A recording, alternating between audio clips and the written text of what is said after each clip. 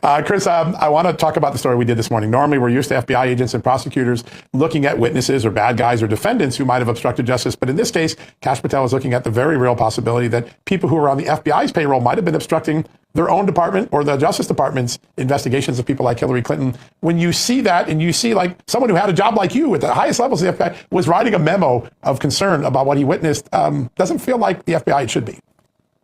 Well, I'll tell you what, I saw your article, well written as always.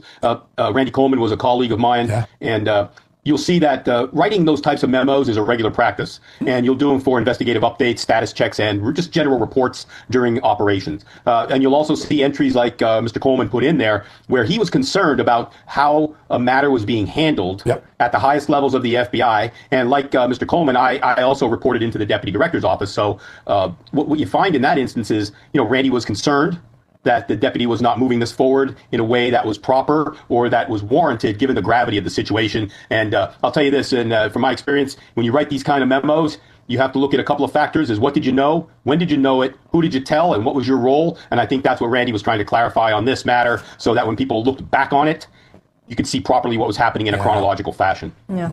Has there ever been a more perfect time to use the phrase investigating the investigators? Because we're not really used to this, Chris, but since the FBI is the originators of profiling, profile for us the type of FBI agent who would be investigating this. Because I would imagine it's not just your regular rank and file who's going to be performing an inward investigation. Who are the types of agents that they are looking for to do such a deep examination?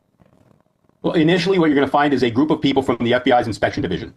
These people are the FBI's internal affairs, so to speak. And they're the folks who are going to look at this matter and look at how it was conducted in line with what policies, and to see if there was any diversion from acceptable practice or policy or legal requirement. And sometimes the OPR, or Office of Professional Responsibility folks, they'll collaborate with the Department of Justice Inspector General's office as well, depending on the type and magnitude. The DOJ Inspector General will sometimes participate, sometimes they'll defer back to the FBI. But that's going to be your first stop, is the inspection division. And they may also bring in a few people on a temporary duty assignment if there are some specialized subject areas that have to be looked at for, again, proper protocol, practice, and policy.